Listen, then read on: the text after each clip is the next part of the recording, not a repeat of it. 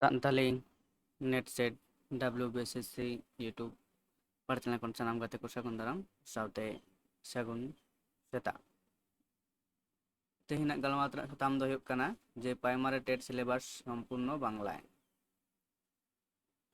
ᱛᱮᱦᱮᱧ ᱫᱚᱵᱚᱱ ᱧᱮᱞᱟ ᱡᱮ 2023 ᱨᱮ ᱡᱟᱦᱟᱸ ᱰᱤᱥᱮᱢᱵᱚᱨ ᱨᱮ ᱴᱮᱴ ᱦᱩᱭᱩᱜᱼᱟ, ᱴᱮᱴ ᱯᱚᱨᱤᱠᱠᱷᱟ 10 ᱰᱤᱥᱮম্ᱵᱚর ᱚᱱᱟ ᱥᱤᱞᱮᱵᱟᱥ ᱱᱚᱰᱮ ᱢᱮᱱᱟᱜ ᱟᱠᱟᱫᱟ শিশু মনস্তত্ত্ব ও পেডাগোগি। ᱥᱟᱱᱟᱢ ᱠᱚᱯᱮ ᱵᱟᱰᱟᱭᱟ ᱡᱮ ᱴᱳᱴᱟᱞ 30 নাম্বার ᱨᱮᱱᱟᱜ ᱯᱚᱨᱤᱠᱠᱷᱟ ᱦᱩᱭᱩᱜ ᱟᱠᱟᱫᱟ ᱢᱤᱫᱴᱟᱝ ᱴᱚᱯᱤক ᱪᱮᱛᱟন ᱨᱮ, ᱡᱮᱢᱚᱱ শিশু মনস্তত্ত্ব ও পেডাগোগি, তারপরে first language, second language, English আর ম্যাথ আর এনভায়রনমেন্টাল সায়েন্স ᱡᱟᱦᱟᱸ ᱠᱟᱱᱟ ᱯᱚরিবেশ। ᱥᱟᱱᱟᱢ ᱠᱚ ᱴᱚᱯᱤक ᱪᱮᱛᱟᱱ ᱨᱮ 15 নাম্বার ᱠᱟᱛᱮᱫ ᱛᱟᱦᱮᱱᱟ। ᱱᱚᱣᱟ মূল বিষয়বস্তু এবং সাথে তᱟᱦᱮᱱᱟ 15 নাম্বার পেডাগোগি। ᱚᱱᱟ ᱥᱟᱶᱛᱮ ᱴᱳᱴᱟᱞ ᱛᱤᱱᱟᱹᱜ 30 নাম্বার ᱛᱟᱦᱮᱱᱟ। ᱛᱟᱦᱞᱮ ᱱᱚᱣᱟ ᱴᱳᱴᱟল ᱡᱟᱦᱟᱸ ᱢᱮᱱᱟᱜ ᱟᱠᱟᱫᱟ সাবজেক্ট রে ᱪᱮᱫ সাব টপিক ᱠᱚ ᱯᱟᱲᱟᱜ ᱦᱩᱭᱩᱜ ᱠᱟᱫᱟ। হ্যাঁ, ᱚᱸᱰᱮ ᱢᱤᱫᱴᱮᱱ ᱢᱮᱱᱟᱜ ᱟᱠᱟᱫᱟ ᱡᱮ শিশুর বৃদ্ধি, বিকাশ ও পরিণামের ধারণা, বৃদ্ধি ও বিকাশের পার্থক্য, শিক্ষণের সঙ্গে বিকাশের সম্পর্ক। দুইটা মেনাᱜ আকাদা বিকাশের সঙ্গে বংশগতি ও পরিবেশের প্রভাব। তিনটা মেনাᱜ আকাদা সামাজিক প্রক্রিয়াকরণ। চার মেনাᱜ আকাদা শিশুর জীবন বিকাশের বিভিন্ন স্তর, আর্নেস্ট জন রুসো, শারীরিক, মনস্তাত্ত্বিক ও সামাজিক বিকাশ। 5 নম্বরে মেনাᱜ আকাদা পিয়াজে হোলবার্গ বার্ড গোষ্ঠী এর মনস্তাত্ত্বিক ধারণা। 6 রে মেনাᱜ আকাদা ব্যক্তিত্ব, ফ্রয়েড, এরিকসনের ধারণা। 7 রে মেনাᱜ আকাদা বুদ্ধির ধারণা, স্পিয়ারম্যান, থ্রান্ডয়িক, গিলফোর্ড, গার্ডনার, স্ট্রানবার্গ এর তত্ত্ব তাৎপর্য। 8 রে মেনাᱜ আকাদা ব্যক্তিগত সমস্যা ও শিক্ষাক্ষেত্রে সংলগ্ন শিক্ষণ প্রক্রিয়া। 9 রে মেনাᱜ আকাদা অন্তর্ভুক্তি শিক্ষা, বঞ্চিত অবহেলিত শিক্ষার্থীদের শিক্ষা, ব্যতিক্রমী শিশু, শিক্ষণ অক্ষমতা, প্রতিভান, সৃজনশীল। 10 রে না শিক্ষণ ও শিশু বিজ্ঞান, শিক্ষণের ধারণা তত্ত্ব, প্লেপলভ, স্কিনার, থ্রান্ডয়িক, গেস্টাল্ট, ব্যবহারিক প্রয়োগ। শিশু কেন্দ্রিক শিক্ষা, শিক্ষার্থী কেন্দ্রিক ও প্রগতিশীল শিক্ষা।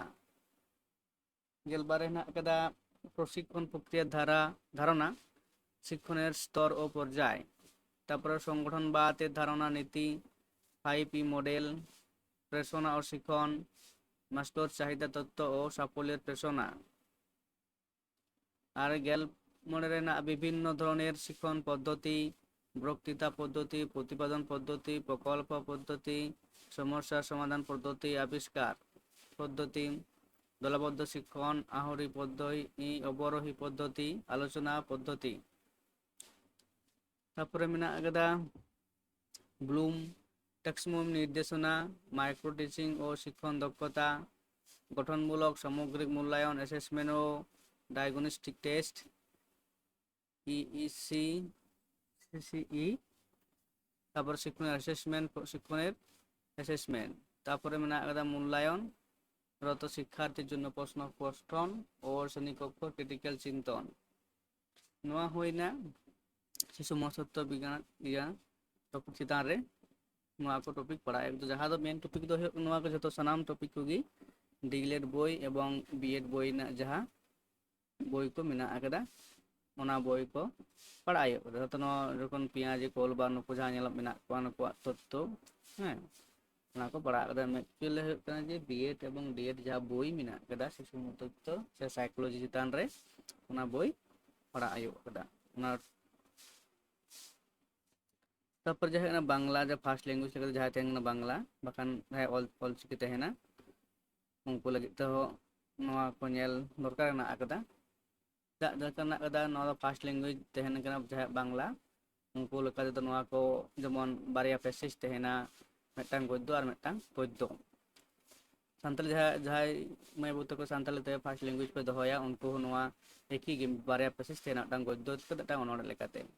ᱚᱱᱟ ᱜᱚদ্য ᱠᱷᱚᱱ 7টি প্রশ্ন ᱛᱟᱦᱮᱱᱟ 6 ᱜᱚᱴᱟᱝ ᱟᱨ ᱯᱚদ্য ᱠᱷᱚᱱ 6টি। ᱚᱱᱟ ᱨᱮᱱᱟᱜ ব্যাকরণ ᱛᱟᱦᱮᱱᱟ হ্যাঁ 29 থেকে প্রশ্ন ᱛᱟᱦᱮᱱᱟ। ᱱᱚᱣᱟ ᱜᱮ ᱦᱩᱭᱩᱜ টোটাল 15 নাম্বার ᱨᱮᱱᱟᱜ।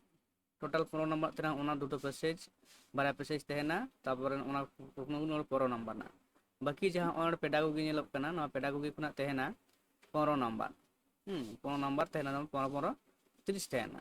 তো ᱱᱚᱰᱮ পেডাগোগি ᱪᱮᱫ ᱪᱮᱫ ᱛᱟᱦᱮᱱᱟ ᱱᱚᱣᱟ ᱡᱟᱦᱟᱸ ᱴᱚᱯᱤক ᱠᱚ ᱯᱟᱲᱦᱟᱜ ᱦᱩᱭᱩᱜ ᱠᱟᱫᱟ হ্যাঁ ᱱᱚᱣᱟ ᱫᱚ ᱦᱩᱭᱩᱜ ᱠᱟᱱᱟ ভাষা শিক্ষণ আত্মীয়করণ ও ভাষা শিক্ষণ দক্ষতা।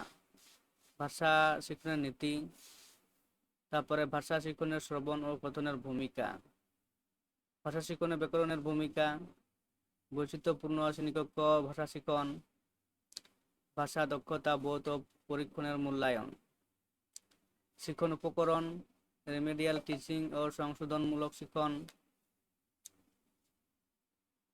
10 নম্বর হচ্ছে বিভিন্ন ভাষার শ্রেণীকক্ষে প্রথম ভাষা শিক্ষা, তারপর হচ্ছে ভাষা শিক্ষার উপকরণ টিএমএল ও পাঠ্য বই আর আইটিসি, আর lesson plan, micro teaching, assessment ও মূল্যায়ন।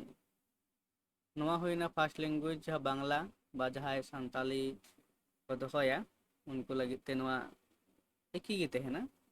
ᱱᱚᱣᱟ ᱠᱚ ᱤᱫᱤ ᱠᱟᱛᱮᱫ ᱜᱮ ᱠᱩᱠᱞᱤ ᱠᱚ ᱛᱟᱦᱮᱱᱟ ᱟᱨ ᱱᱚᱣᱟ ᱠᱚᱜᱮ ᱯᱟᱲᱦᱟᱜ ᱦᱩᱭᱩᱜ ᱠᱟᱫᱟ। ᱛᱟᱨᱯᱚᱨᱮ ᱤᱝᱞᱤᱥ ᱨᱮ ᱥᱮকেন্ড ল্যাঙ্গুয়েজ ᱡᱚᱛᱚ ᱦᱚᱲᱟᱜ ᱜᱮ ᱥᱚᱢᱟᱱ ᱛᱟᱦᱮᱱᱟ। ᱯᱷᱟᱥᱴ ল্যাঙ্গুয়েজ টুকু পাল্টাও দাঁড়াᱭᱟᱜᱼᱟ। হ্যাঁ ফার্স্ট ল্যাঙ্গুয়েজ টুকু পাল্টাও দাঁড়াᱭᱟᱜᱼᱟ ᱡᱟᱦᱟᱸᱭ ᱥᱟᱱᱛᱟᱞᱤ ᱵᱟᱝᱞᱟ উড়িয়া তামিল তেলেগু এমন এমন সাবজেক্ট ᱠᱚ ᱫᱚᱦᱚ ᱫᱟᱲᱮᱭᱟᱜᱼᱟ।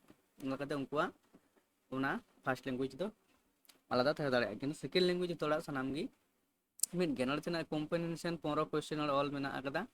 হ্যাঁ approach percept descriptive literary narratives scientific with question on comprehension grammar and vocabulary ᱚᱱᱟ ᱠᱷᱚᱱ ᱛᱟᱦᱮᱱᱟ 15 নাম্বার।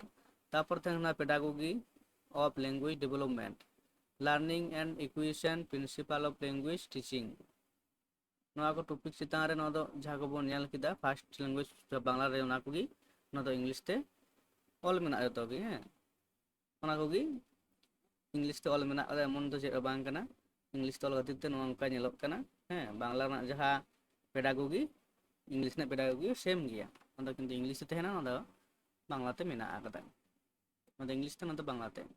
তারপরে ᱱᱚᱰᱮ ᱡᱟᱦᱟᱸ ᱜᱚণᱤᱛ ᱢᱮᱱᱟᱜ ᱟᱠᱟᱫᱟ ᱜᱚণᱤᱛ ᱨᱮᱱᱟᱜ ᱦᱚᱸ ᱱᱚᱰᱮ ᱚᱱᱠᱟ ᱜᱮ ᱛᱟᱦᱮᱱᱟ। ᱱᱚᱣᱟ ᱨᱮᱦᱚᱸ পেডাগোগি ᱨᱮᱱᱟᱜ ᱵᱷᱟᱜᱽ ᱢᱮᱱᱟᱜ ᱟᱠᱟᱫᱟ। ᱱᱚᱜᱼᱚᱭ ᱡᱮᱢᱚᱱ জ্যামিতি জ্যামিতি দিক দিয়ে তহনা কুকলি নতুন টপিক কানা বস্তুর আকার যোগ বিয়োগ তহনা গুণ ভাগ তহনা পরিমিতি ক্ষেত্রফল পরিসীমা সময় পরিমাপ প্যাটার্ন টাকা পয়সা এসব। তারপরে আমরা পেডাগোগি যাহা মেনা আকাদা পেডাগোগি রে গণিতের প্রকৃতি ও সংযুক্তিকরণ চিন্তন। তারপরে প্রাথমিক স্তরে গণিত শিক্ষণের উদ্দেশ্য ও প্রকৃতি আর গণিত শিক্ষক ও শিক্ষক শিক্ষণের পদ্ধতি সমূহ তার উদ্দেশ্য। নোয়া তারপরে নড়ে ᱧᱮᱞᱚᱜ ᱠᱟᱱᱟ গণিতের পেডাগোগি সংক্রান্ত জ্ঞান, তারপরে না গণিতের শিক্ষণের মূল্যায়ন, তারপরে হেনাᱜ আকাদা 14 রে গণিত শিক্ষণ সমস্যা সমূহ, ভুল ভ্রান্তি বিশ্লেষণ এবং শিক্ষণ শিক্ষণ সম্পর্কিত বিষয়সমূহ 35। তারপরে নির্ণায়ক ও সংশোধনমূলক শিক্ষণ 16 রে না গণিতে পেডাগোগি সংক্রান্ত সমস্যা ও সমাধান। তারপর না এনভায়রনমেন্টাল স্টাডি যাহা ওনা ইদি কাতেদ প্রাকৃতিক পরিবেশ প্রাকৃতিক ও সামাজিক পরিবেশ, ভারতের ভৌগোলিক অবস্থান এবং পশ্চিমবঙ্গ তার পরিবেশ, ঐতিহাসিক ঘটনাসমূহের পরিবেশ, খাদ্য সাশ্রয় পোশাক ভ্রমণ, বাস্তুবিদ্যা বস্তু সংস্থান খাদ্য জল, বায়ুমণ্ডল জল ও ভূমি, পরিবেশ দূষণ প্রাণী উদ্ভিদ ও বায়োভার্সিটি, প্রাকৃতিক সম্পদ পরিবার ও বন্ধু, পরিবেশ সংক্রান্ত বিশ্বজনীন সমস্যা, পরিবেশ স্বাস্থ্য, মানুষের দক্ষতা। তারপর ওনার গে পেডাগোগি যাহা তেহেন কানা নয়া পেডাগোগি ওনার গে পরিবেশ না পেডাগোগি পরিবেশ না পেডাগোগি মেনতে ᱫᱚ ᱱᱚᱰᱮ ᱡᱟᱦᱟᱸ ᱢᱮᱱᱟᱜ ᱠᱟᱫᱟ পরিবেশ বিদ্যা ধারণা পরিধি, পরিবেশ তাৎপর্য, পরিবেশ বিদ্যা ও পরিবেশ শিক্ষা, শিক্ষণের নীতি, তারপরে বিজ্ঞান ও সমাজ বিজ্ঞানের সম্পর্ক পরিধি, ধারণা উপস্থাপন পদ্ধতি সমূহ ও লেসন প্ল্যান ডিজাইন। তারপর নড়ে হেনাᱜ আকাদা যে পর্যবেক্ষণ, তথ্য সংগ্রহ এবং প্রকল্প জনিত কাজ। 22 রে পরীক্ষা পরীক্ষণমূলক শিক্ষণ সক্রিয়তা কার্যাবলী। নিরবিচ্ছিন্ন ও সার্বিক মূল্যায়ন সিসিই। 24 রে হেনাᱜ আকাদা শিক্ষণ সহায়ক উপকরণ ও প্রস্তুতি ও ব্যবহার। 25 রে মেনাᱜ আকাদা সমস্যা সমাধান শিক্ষণ। 26 রে হেনাᱜ আকাদা পরিবেশ বিদ্যা শিক্ষণে তথ্য প্রযুক্তির ব্যবহার ও পরিধি। ᱱᱚᱣᱟ ᱦᱩᱭᱱᱟ ᱴᱳᱴᱟᱞᱤ 9 ᱜᱚᱴᱟᱝ ᱴᱚᱯᱤᱠ ᱪᱮᱛᱟᱱ ᱨᱮ ᱴᱳᱴᱟᱞ ᱡᱚᱛᱚᱱᱟᱜ ᱥᱤᱞᱮᱵᱟᱥ ᱧᱮᱞ ᱦᱩᱭᱱᱟ, ᱚᱠᱟ ᱠᱚ ᱥᱤᱞᱮᱵᱟᱥ ᱠᱚ ᱯᱟᱲᱟᱜ ᱦᱩᱭᱩᱜ ᱠᱟᱱᱟ।